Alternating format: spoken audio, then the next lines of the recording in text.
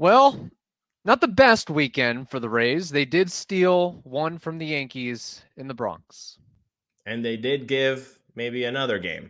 So let's talk about it right now. You are Locked On Rays, your daily Tampa Bay Rays podcast, part of the Locked On Podcast Network, your team every day. Hello, my name is Kevin Weiss. I'm Ulises Sambrano. And we are the host of the Locked On Rays podcast, part of the Locked On Podcast Network. Thank you for making us your very first listen every day. Be sure to check out and subscribe to our YouTube channel at Locked On Rays. You can also find us on X and Instagram at Locked On Rays, and email us anytime. We did a mailbag episode last week, lockedonrays@gmail.com. All right, Ulises, let's dive right into it, going game by game over the course of the weekend, 3-game series against the Yankees in New York. On Sunday, the Rays lost, some close losses over the course of this weekend. 5-4. Things were kept in check up to the middle innings, and then Savali blew it open, not in a good way. And can you tell us how Savali blew it open, Kevin? Can you just give us a block by block, a step by step on what happened to Savali? Because I'm going to make a point here. Okay. I would say that, he first hung a ball right in the middle of the plate to Alex Verdugo, who every time I watch him, I find him to be more and more off-putting and unlikable. There is something about Verdugo. I mean, he's just extremely cocky, and the fact that he played for the Red Sox and the Yankees, that's like a double strike, double whammy. Yeah. But you know how we talk about Jose Caballero? If he's on your team, you love him. If he's not on your team, you hate him. I think for Verdugo, it's if he's on your team, you hate him. If he's not on your team, you really hate him.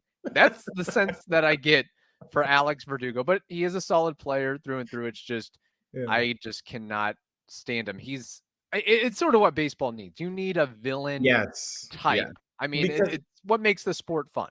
Ultimately, this is an entertainment business. Like, we can get really hung up on what happened and what happened, but you need that. He's bringing out in us an energy, an emotion, and that's all what we want. We want to feel things. Right. It's a visceral. So you got it. I feel I think the same way, and I think a lot of people do. But I wanting to, before the Verdugo hit, what happened? What made that hit have people on bases? Are you referring to walks? How many walks? Over the course of his outing, there were 5 walks. And in that inning? I can't recall, but I would imagine multiple walks. 3 walks. 3 walks in one inning. That's not that is not going to get it done. That has been the ethos of the Rays pitching staff, relievers starting, walk and walk and walk. You walk a guy, and it's not only that, but you're okay. He's walking one dude. It's the 5th inning. Yeah, it was the 5th inning. It was the 5th when the bottom of the 5th inning when things broke wide open. And I was going to get to I jumped the gun here because I thought you were going in a different direction. Obviously the walks, but I also thought you were going to focus on the point that the Yankees capitalized on first pitch offerings from Savali, no matter where it was cut, no matter where it was located, cutter, splitter. It's almost like they were sitting on those pitches and ready to pounce. Yes, they were. And and why would that happen when you have a guy struggling to find the strike zone, and now he gets 1 walk, 2 walks, 3 walks? As a hitter, he wants to come over the plate. He doesn't want to nibble anymore. Like he's out of bags to put. Right. He's out of space to put these guys. So yeah, the first pitch offering, boom, I might as well swing. And they did, and they capitalized on it. But my point is not that, Kev. My point is, I know a lot of people on Twitter were saying, how can you let Savali struggle out there and you don't take him out, Right. Kevin Cash is asleep on the wheel and all that. He actually was asleep on the wheel. I did see him, and he was taking a nap like Ken Griffey in the dugout. That You did know happen. what? Hey, the food at New York, the Yankee Stadium, it's apparently very good. So Yeah. you do have food coma I saw him sneak a beer, possibilities. Yeah, and then he had that tobacco-free dip going on, so he's a little buzzed. it Wasn't quite happens. feeling himself.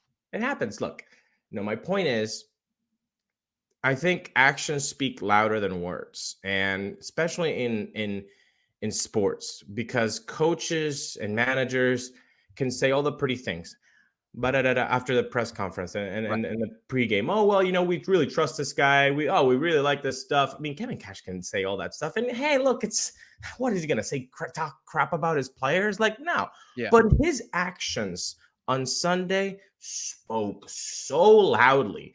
It was like him screaming on the top of the mountain, of the highest mountain in Florida, which was Yes. probably found in Dade City.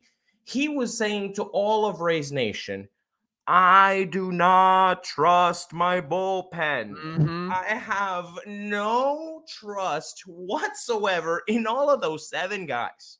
Zero. Yeah. Because my starter has walked 1 guy, has walked 2 guys, has walked 3 guys. Right. And I still refuse to go to my bullpen. And why do I refuse to go to my bullpen? I'll tell you why. Because they're the worst in F4 as of right now. -1.1. They're 20th in strand rate at 66.1%. They're 26th in K rate at 19.5%. They're the worst in walk rate at 13.2. They're the 27th worst in whip at 1.57. And the bullpen is 29th in hard hit percentage at 36.3%. All of those numbers are incredibly ugly. Kevin Cash knows it, and he just said with his actions what we're all saying, which is this bullpen is struggling. Ironically, though, the bullpen did pretty well over the course of the weekend, unless her name is Davinsky. Outside of Davinsky, other guys stood ground and did a solid job. And in this game particularly, Maton did what he needed to do, and old friend Erasmo Ramirez still kicking around.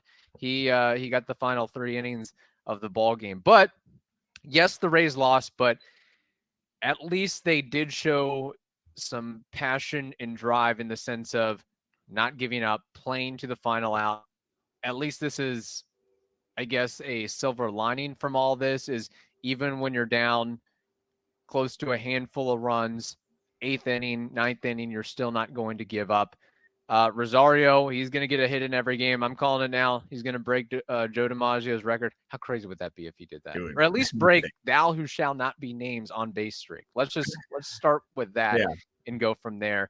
And then Curtis Meade getting a base hit as well. And then in the 9th inning, Harold Ramirez trying to do Harold Ramirez things with infield blooper, almost getting a base hit, sliding foot first into first. So close. But couldn't make it happen there. But yeah, it was just a case of overall, in summary, the Yankees starter, Gil, being much stronger and potent than Aaron Savali this time around. Yeah, and that's going to happen, right? You're going to face other pitchers that also want to do their thing, and they also drive nice cars. So they're going to be good too. Also, I'd like to highlight one good thing here. Jose Caballero on, I believe it was the 3rd inning. Yes, 3rd. When he basically produced a run, man. With the balk? With the balk. But, I mean, he had stolen 2nd. The throw is errant, so he goes to 3rd. Like, he creates that. Like, that's the kind of dynamic player that you just enjoy watching. I enjoy watching. I think a lot of Locked On Rays fans enjoy watching Caballero right now. So very good of him to distract, that. I mean, Heel had a 2-strike count with 2 outs. Why are you caring what Caballero does? Like, that is a growing moment that you have just given Luis Heel, because he shouldn't be doing that at all. That's an error on Heel. Like, dude, focus on the hitter. You have him on 2 strikes. Caballero does nothing to you. And that's the gamesmanship aspect of Jose Caballero. And every day I'm loving him more and what he's doing. And we're making us, in a way, sort of forget or not remember thou who shall not be named. I'm loving what Caballero is doing. He's playing like an all-star. He's really been all aboard, all around, like Evan Klosky mentioned on Friday, and we've touched on before, the MVP of this team, 20 plus games in, which is great from your shortstop that just came aboard and was playing second base with the Mariners. And that trade is looking pretty nifty right now, considering the struggles and the playing time that one Luke Raley is dealing with, not in a good way in Seattle right now. So, correct. Yeah. All right. We have more to discuss. That was a loss. There was another loss as well. But bookmark between that, there was a win on Saturday for the good guys. We'll get to that and more. But first, we have to tell you this. Passion, drive, and patience. I mentioned it in the first segment there. Well, I'm going to continue it.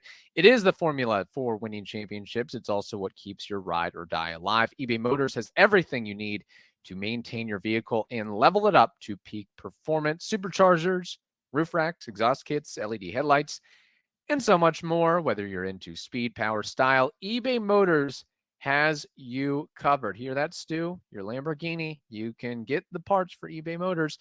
With over 122 million parts for your number one ride or die, you'll always find exactly what you're looking for. And with eBay Guaranteed Fit, your part is guaranteed to fit your ride every time, or your money is returned to you. Because with eBay Motors, you're burning rubber and not cashola. So with all the parts you need at the prices you want, it's easy to make your car the MVP, the Jose Caballero, and bring home huge W's. Keep your ride or die alive at ebaymotors.com. Eligible items only. Exclusions do apply. eBay Guaranteed Fit is only available to U.S. customers. And guess what? We also want to talk about Monopoly Go, because I've said this before. I get kind of competitive at games like this, and it's okay to do so because it's really fun. Okay. Mm-hmm. And if you have a competitive side as well, Monopoly Go is for you. It's a great twist on the Monopoly game that we all know, where you play on not one, but hundreds of Monopoly boards in crazy locations, building up amazing cities that bring you big, big money. But the best part is you're playing with your friends and you can mess with them.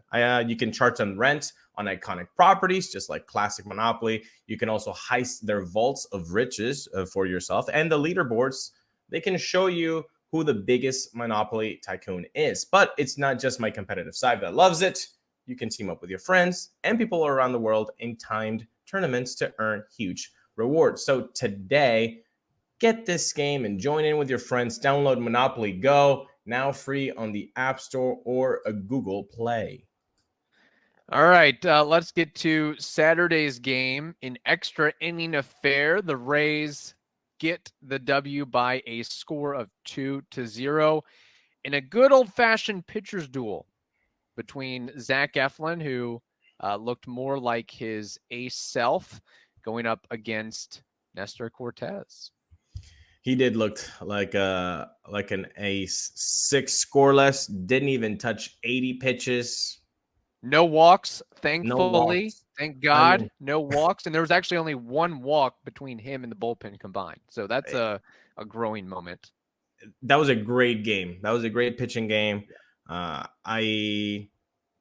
am, is it just like I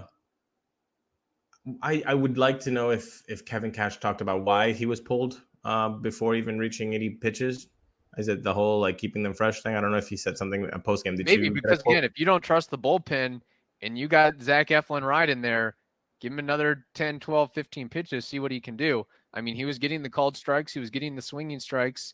Right. He was doing whatever he wanted to with the sinker, cutter, curveball, sweeper. Just I know every situation is different, and so you can't be like always like, oh, they took him out too early. Oh, they took him out too late. Like that's Popkin guy replies. Like that's right. Not what we're here for.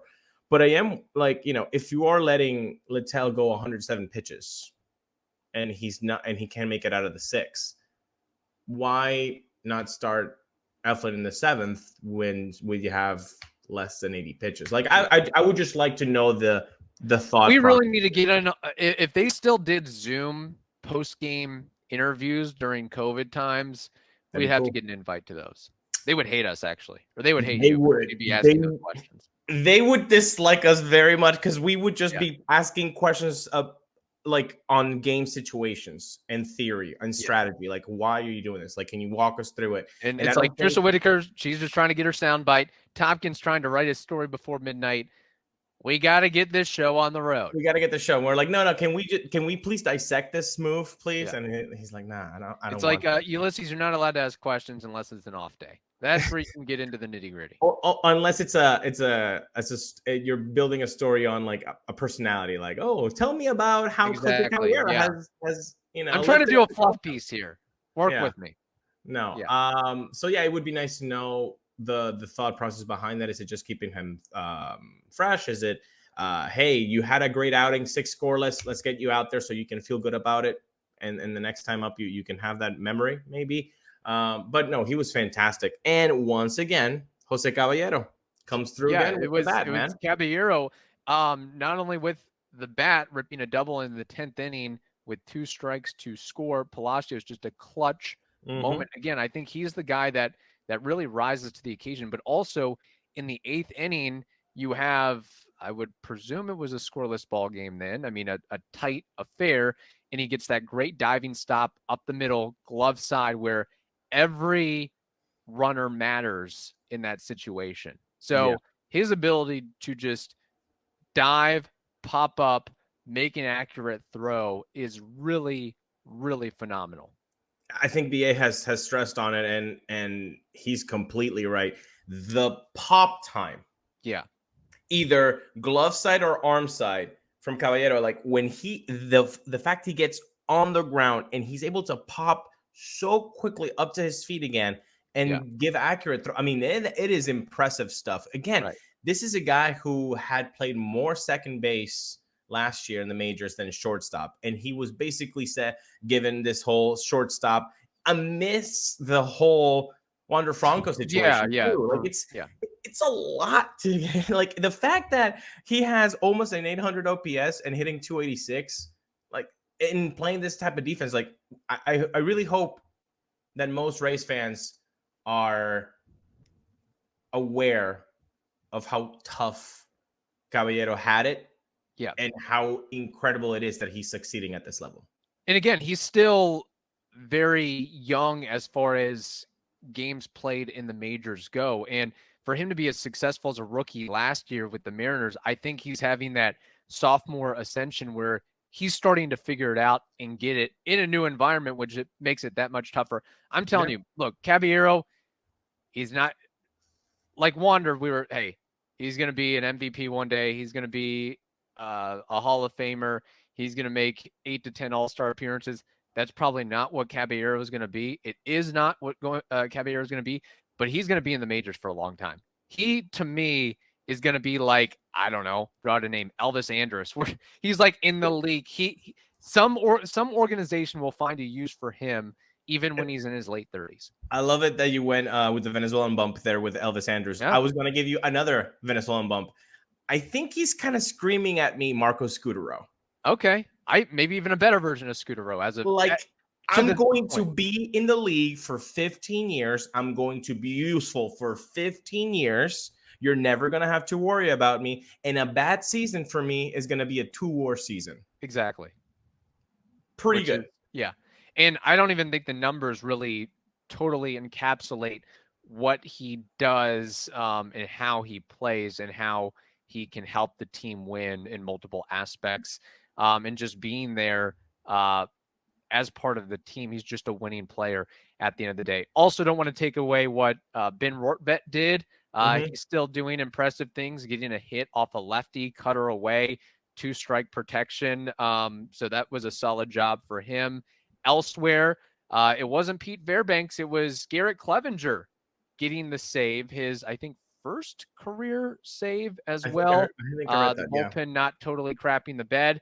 Although I'll say this, Jason Adam, there were some close calls there. He did get the win, but he was flirting with danger in the wall in the warning track between Juan Soto and others. I thought we were going to have another face like last year. We had like 4 or 5 of those. The crap face. And oh my gosh, how did they catch? How did that stay in the ballpark?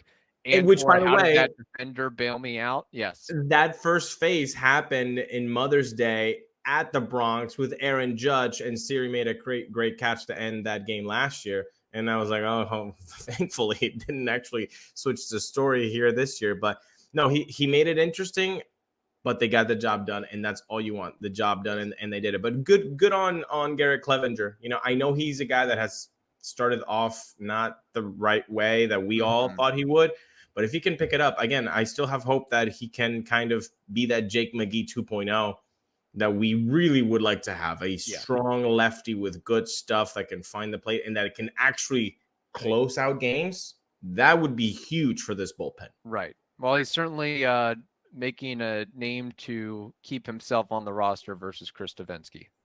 I'll leave it there. So speaking of which, we'll get to Friday's game, but first we have to tell you this. It is playoff time in the NBA and NHL. The Magic are in the playoffs. The Lightning are in the playoffs. How about that? Baseball's also in full swing, and FanDuel is your place to bet on every single game. Right now, new customers get $150 in bonus bets guaranteed. That's $150, win or lose. You can bet on everything from slap shots to home runs to slam dunks, all on an app that is safe, secure, and incredibly easy to use. So what are you waiting for? Right now, while you're watching this podcast, visit FanDuel.com/LockedOn, LOCKEDON, to make your first bet an automatic win. I'll repeat it again. FanDuel.com/LockedOn. FanDuel, they are America's #1 sportsbook. Okay, getting to Friday's action. The Rays lost by a score of 5-3 against the Yankees, and that was a case of, well, a lot going on in the game. I'll just point out the positives, or the positive. Tyler Alexander finally coming around, shooting 5 1/3, 2 hits, 1 walk, 4 strikeouts, no earned runs, and then the game clearly got away from the Rays in the 7th inning when Davinsky was inserted in there. And it wasn't a good feeling, like after Verdugo got that ground ball that took a wicked, nasty hop past Yandy Diaz, and then Anthony Volpe gets a go-ahead single, and then Juan Soto doing Juan Soto things, a massive 409-foot bomb over the right field wall. It looked more massive just because of the short porch, upper decker. But at that point, I mean, it wasn't going in a good direction. But once Soto hit that home run, we knew that the game was over. At least the Rays didn't give up in the 8th inning. Paredes getting a base hit the other way, 2-run single and all that. At least they continued to fight and claw and play hard. But once Soto had that moment, it's like it's really tough to come back from that. Isak is doing his thing. He actually, I think, has been under the radar because of the focus has been on, look how bad Yandy's doing. Look how bad Randy's doing. Look how good Caballero is doing. Oh my God, Amed Rosario. Look at this. Yeah. We're focusing on the surprises, like being really good. We're really frustrated and upset that the stalwarts, the stars of the show are disappointing right now with their offensive numbers. But in the middle is Isak doing I'm still doing great right now. So good for him for coming up there. But that 7th inning, man.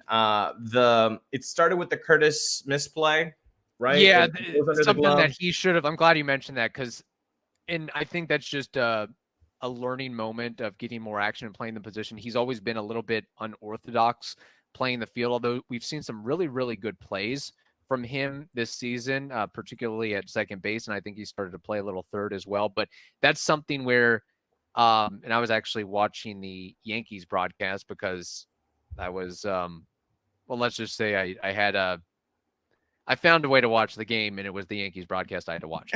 I'll leave it at that. He should have squared up to handle that ball, because it's not like, oh my gosh, that was so hard hit. It's you square it up, you get your 2 legs in front of it, and you can make that play. Yeah. But he's gonna learn from that, and so I'm not really worried about it. That crazy hop. I don't think it's Beyondy's fault. I mean, that's Yeah. just the Nobody groundskeeper. can really do anything about that. There's Even nothing you Gold could do. Glove caliber talent.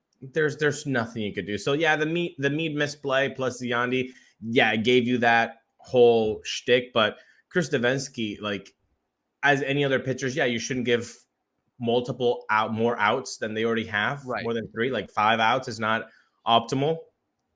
But Davinsky also, hey man, you can't just like groove everything down the middle. And he was getting hit, like no matter, like he was getting Right. hit. And that Soto bomb, I don't care right now. I I I cannot see him in pinstripes for the next decade. I can't. I No. can't. So I would love for the Dodgers to get Soto. I would Yeah, love get him to the West Coast, get him in the National League, do whatever you have to do to get him out of the here. East, and more specifically, get him out of a Yankees uniform where you have that short porch. And earlier in the game, he also had a catch at the wall. Like, he's not known for his defense, And now and he's he being may have, good. spruced it up a little bit, but he had a really tremendous play there defensively. Yeah, against Ricci, I think in the 3rd inning or so. But yeah, no, I can't see Juan Soto for the next decade in pinstripes. I can't. So I know that Dodgers are like the bad guy in baseball right now because they're buying everything. I don't care. Buy this guy too. Yeah. Buy this guy too and get him the hell out of the AL East. I can't. I want to see Juan Soto highlights, not against my team. Exactly. Yeah. Go back to the Padres. Go back to the Dodgers. Somewhere in that lane. Giants, take them. Pick them or up. the Mets. Diamondbacks, we'll do it. Mets, Steve. Yeah, Cohen. even the Mets, I would go with that. Actually, let's go with the Mets because then you would really hit Yankee fans too. That would be really nice. Really just be like, which, by the way, I mean, as a little bit of an aside, what do you think he gets in free agency? What's the number? That number is going to have a 5 in front of it. It's not going to reach 6, but I think it's going to reach 5 because he already had that $440 million offer from the Nationals that he sneezed at, and he turned it down. Yeah. Look, so he's fantastic. It sucks to say that because he's a Yankee now, but yeah, he's fantastic. He's and again, he just like Caballero. I mean, maybe even more so.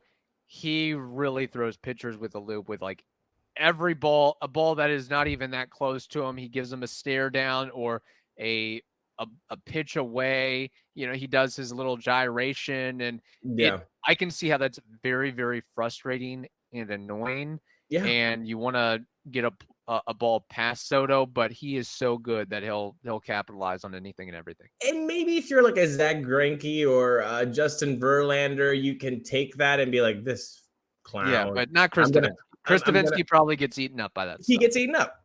Chris Davinsky gets eaten up, and he got eaten up. Yeah.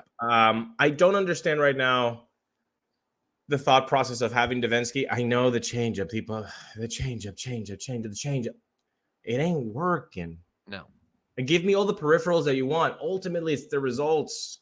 I know the process matters, but I mean, at some point, the results also matter too, right? We can't live in a world where we focus on expected batting average instead of the batting average, expected slugging, and not look at the slugging. Yeah. That's what's happening. So it's not like Davinsky's been like so good the last 3 or 4 years, like Randy Rosarino, where it's like, okay, he's in a really bad slump right now, but we presume that he'll get it figured out sometime in mid-May, going into June, and he'll get his, prototypical Randy numbers, where Davinsky, it's not like he has some sort of illustrious history here. And we already see the Rays have been making some bullpen maneuvers. We see a guy named Jacob Lopez up here. We see a guy named Erasmo Ramirez up here.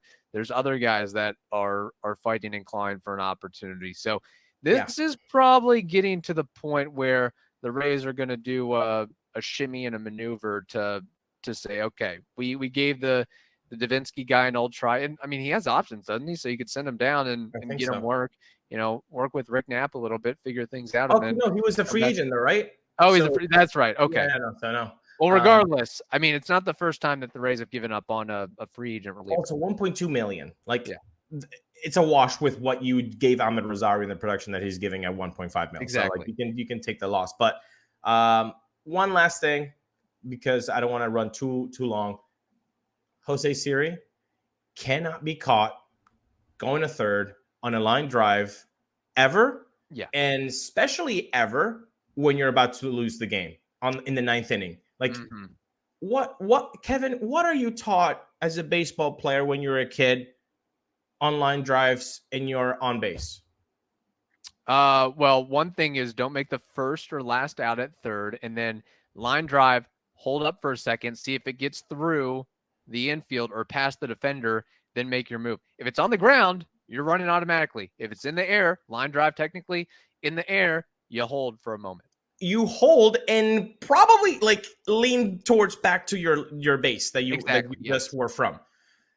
Siri didn't do any of this. He actually ran to third and then got caught and then went back to just very clunky base running there by Jose Siri. Just unacceptable, man. Just because of the context of the play at game. If you're winning 5-0 and it's the 6th inning and you do that, okay. I'll let it go. But you're in a close situation. You're 5-3. You're kind of making a rally happen in the 9th inning. You can kind of get something going, and then you do a very silly out. It was very reminiscent of 2019 Red Sox victory against the Rays when Tommy Pham gets caught flat-footed at first base, and that's how the game ended.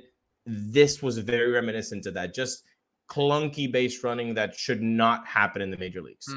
Yeah, there was actually some not so good base running moments over the course of this series. I mean, Cabby, actually, as much praise as we've given him, he was picked off in the 7th inning of Friday's game, leaning a little bit too much. And then we learned that Rene Pinto has absolutely no wheels trying to go to third on a shallow ball in the outfield. Like, he was running in slow motion trying to get to third.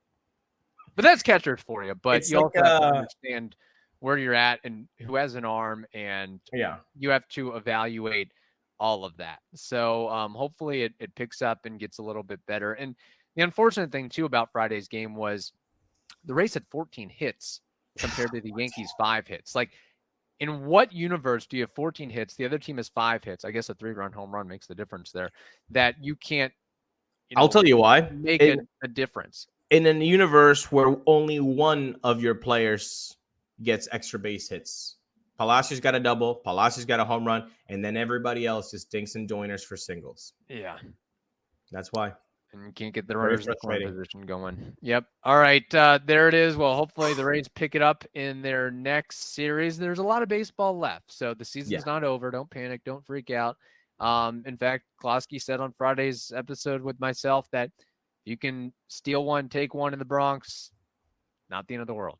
You're at least, not making up ground, but you're not, losing too much ground either there. So and Tiger's coming up at the Trop, so let's take advantage. Do it. All right. Hope you all have a wonderful day. Stay safe, and we will talk to you tomorrow.